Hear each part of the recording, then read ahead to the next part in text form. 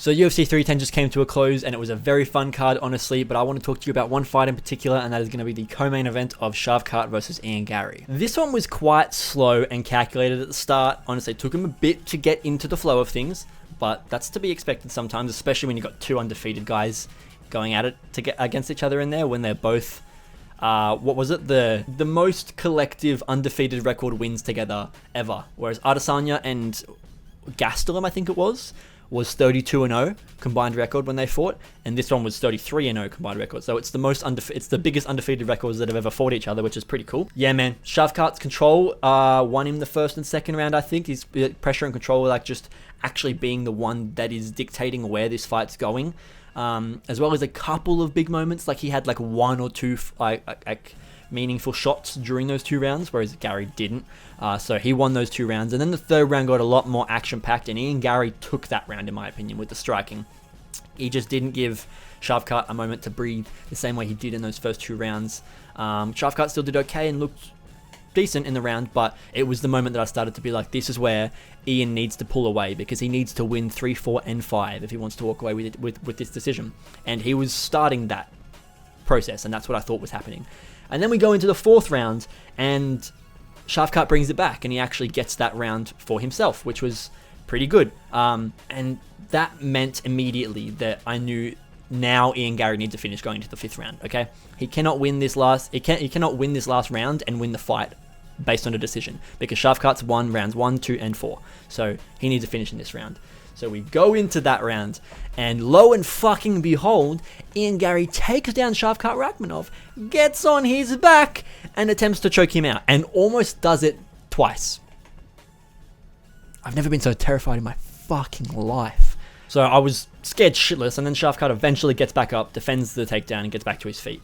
And I did think that he inevitably ended up winning that fifth round, which is weird to say, because he did get close to being submitted by Ian Garry, but I thought he won the fifth round, just based on, he fucked up Ian a bit at the end of the round, right? Because he brought it back in like the last like 30, 60, 90 seconds, whatever it was. He kind of got more control over Ian, landed some more shots, and then, granted, that's probably a close round, so I can see why the judges gave it 48-47, where they gave Ian Garry, I'm guessing, rounds 3 and 5, but I had it 4-1, where Ian Garry just won that third round. Dude, it was interesting to see Shavkat over like a long drawn out fight versus having to see him, or not having to, but versus seeing him over a 1-rounder, or a 3-round fight that lasts 1 round, or a 3-round fight that lasts 2 rounds, or a 3-round fight that lasts 2 rounds. When he goes in there thinking that he might be there for 25 minutes, you could tell he fought differently. Because at the start of the fight, Shavkat was very slow. They both were, but Shavkat was clearly like wanting to be able to be Shavkat still in that 5th round.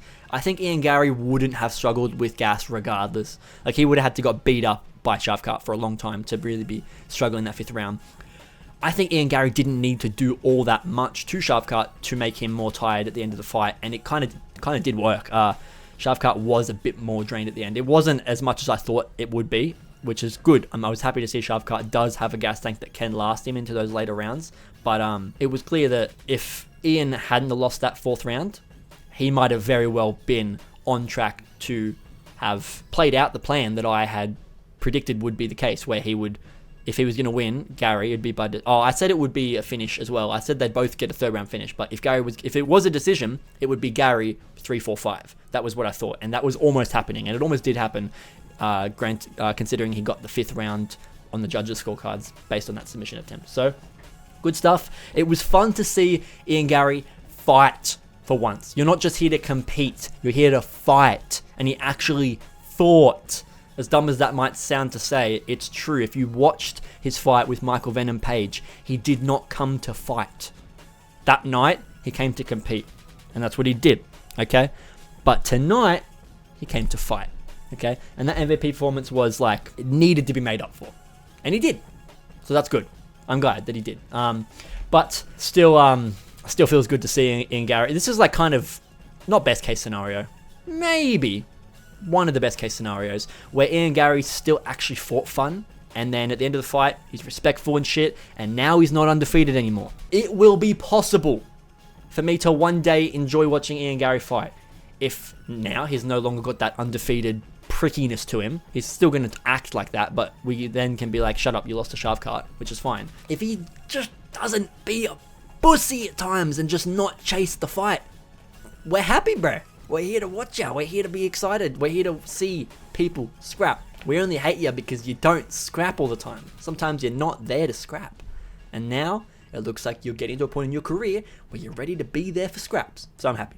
Regardless of whether I don't like the guy, he fought well. I can respect it. He showed respect at the end of the fight. One thing I want to mention as well, which, again, I don't like Ian Garry, but I got to praise this. His entire corner was in Portuguese. All his corner work with his coaches in between the rounds was in Portuguese. Or at least majority of it. It might have not been all of it, but when I was watching, they're just speaking fluent Portuguese to each other, which is fucking impressive. It's obviously, one, it's impressive to learn Portuguese because it's another language, but two, it's impressive to be able to speak Portuguese with your team and coaching in a manner that is actually descriptive of fight styles and talking about moves and talking about different types of grappling exchanges and talking about your body parts and where you were grabbing him and where he was holding on to you and your weight distribution. Like this, it's complex language and vocabulary that it takes to talk about martial arts and to talk about positions and movements and like engagements and all that. It takes technical language, and if you can do that in Portuguese, that's pretty fucking impressive considering it's your second language. And then third of all, the fact that he can do that when he's in a fight and he needs to be focusing on thinking about the fight, and then like he's not even thinking, I just want to speak English right now, dude, I need to focus. Like that's fucking hard to do, to speak a second language in a moment as tense as that, where you've got so much on your mind.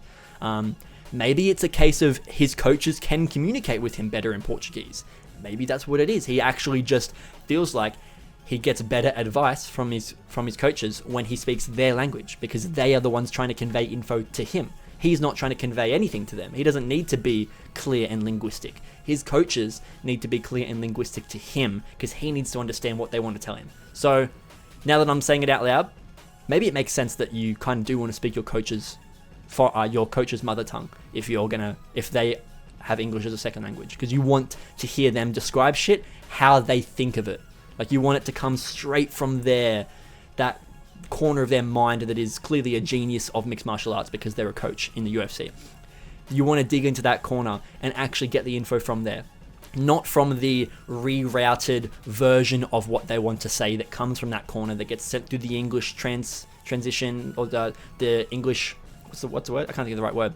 Translation, the English translation, and then it comes back and it's like doesn't quite mean the same thing, or you're talking about some different stuff. So dude, it's impressive, very impressive for him to do that, and I am hoping that his next few fights will be equally as fun and he won't just drop off the edge of a cliff in terms of his excitement within performances like that, because if he can continue to fight like this, people will slowly stop hating Ian Garry. They will.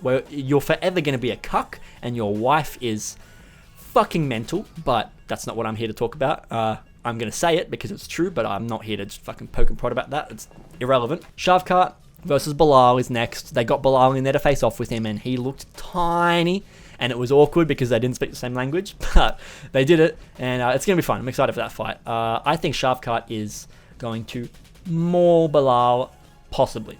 I'm worried for Shavkat's ability to handle Belal's pace, because that fight, I think even the commentary mentioned it at times, that fight was kind of slow at some points, but I don't know if it was slow because Shavkat was forcing it to be slow or if Ian was forcing it to be slow. That's the difference. So like I said earlier, it was cool to see Shavkat be slower in those start rounds and then show that he can last into the later rounds. He will need that ability to last in the later rounds if he's going to fight Belal. But I didn't feel like it was necessarily Shavkat trying to make the first rounds go slower. It was just Shavkat and Ian Garry's past of knowing each other and having trained together, as well as they're like both huge undefeated guys. It's a really big moment for them. It's two of their biggest fights of their careers in terms of being co-main event on a pay-per-view and shit like that. Like big moments for both guys. So I guess limelights just give you a second to adjust. Could be that, or it could be a matter of Ian Garry was trying to slow the fight down at the start, or Shavkat was trying to slow it down. But it seemed like it was more of what I said earlier about they both know each other, they're both trained together, big moment for them, slow start. Tis what tis. Maybe we won't see that in the future, but we shall see. A bright future for both of them regardless, that's for sure. I'm excited to see either of them fight, and that is a lot to say about Ian Garry. Like that means a lot for me to be saying this about Ian Garry. Thank you guys for being here. I hope you did enjoy this video. Please leave a like, subscribe, check notifications, and like I said, go check out the Fight Companion if you want to go and see any of my live reactions to the fights. And yeah, man, look out for reaction videos coming this week from the event. We've got Colby versus Buckley next week at UFC Tampa. I'll be live for that one too. So come and join me to watch it and see it unfold. I hope you guys enjoy the rest of your weekend. And we're coming up to Christmas, so enjoy your Christmas time as well, everybody. And I'll see you guys all in the next Mixed Martial Arts video. Goodbye.